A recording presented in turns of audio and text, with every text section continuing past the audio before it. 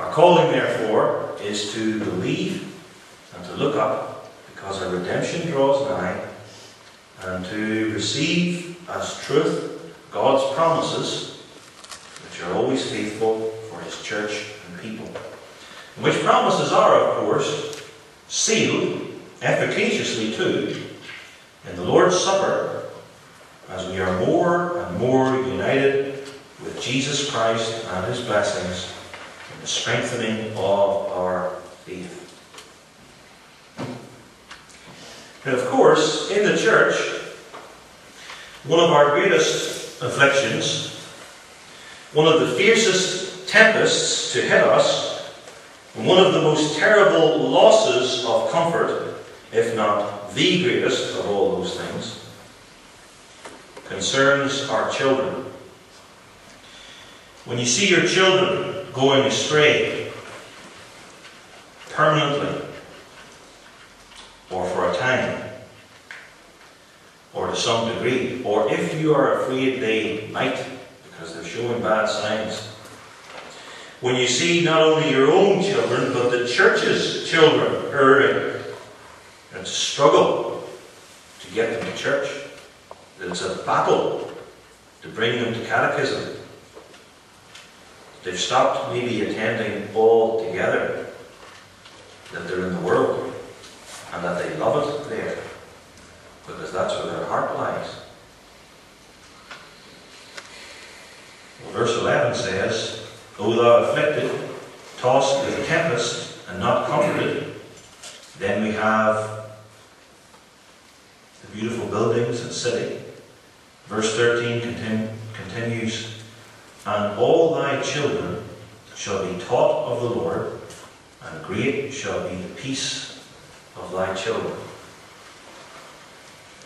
All thy children. And so the comfort to the believer lies in God's irresistible grace to our true covenant seed, the spiritual seed of the church. All thy children doesn't mean every last child brought up in the sphere of the church, but it means all thy elect children. All thy children shall be taught of the Lord.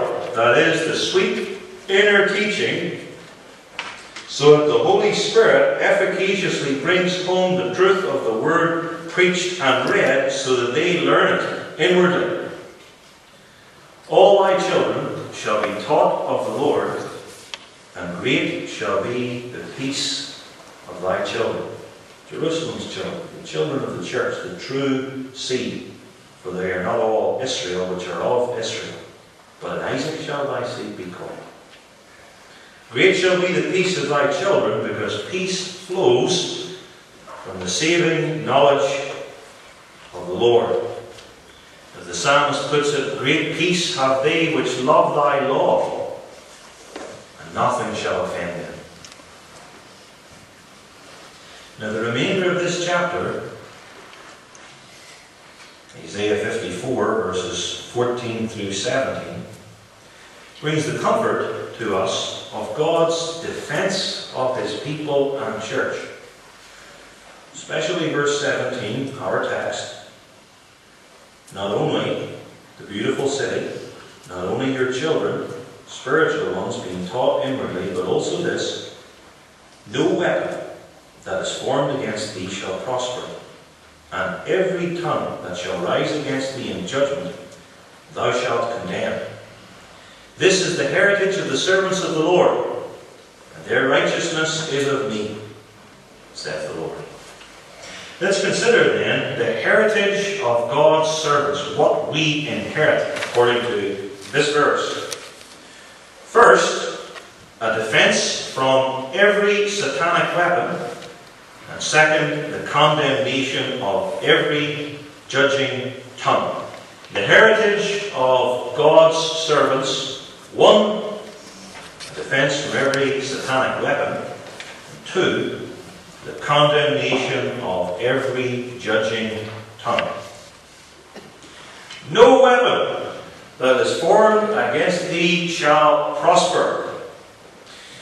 Think with me of the 900 iron chariots that had pride of place in King Jabin and his forces in Canaan in Judges 4 and 5. Those chariots terrorized the surrounding people and scared the Israelites of old. But no weapon that is formed against thee shall prosper. So God sent the rain, and the river Kishon overflowed its banks, and the great iron chariots got bogged down and were worse than useless. And Captain Sisera, the right-hand man of King Jabin, had a tent peg driven through his temple. 900 mighty chariots of iron, but no weapon that is formed against thee shall prosper. But of course, God's weapons prospered. Some drops of rain, they were weapons. A harmless stream became a weapon. An innocent tent peg became a lethal weapon.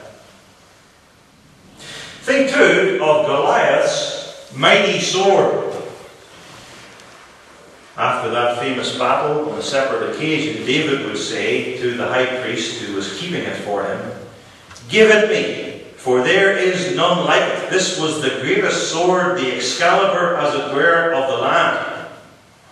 With that sword, Goliath purposed to either run David through or lop off his head, and then he would serve lunch to the birds of the air. But no weapon that is formed against thee shall prosper. And so David and Israel escaped, and Goliath and the Philistines were defeated. But the weapons of God's people prospered.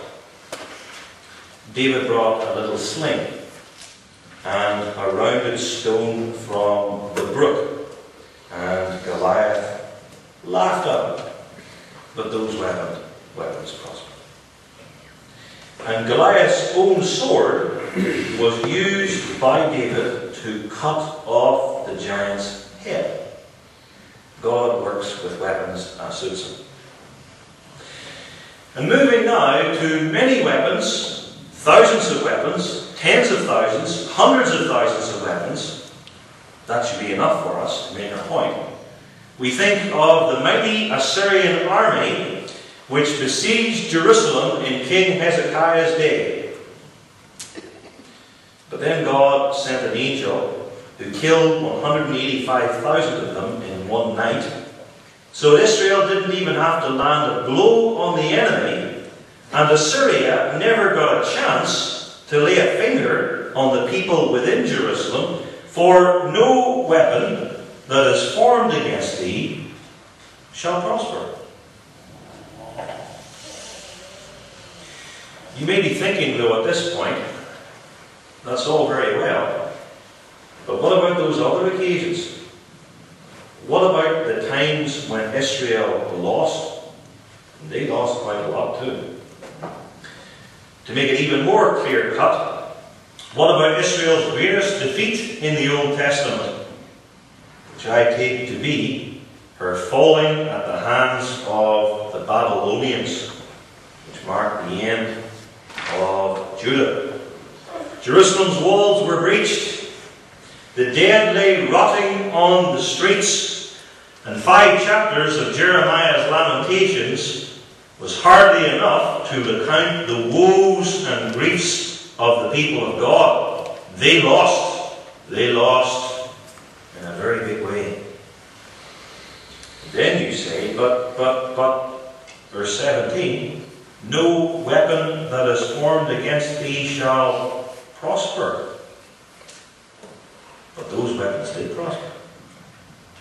But there's a difference. Look at verse 14.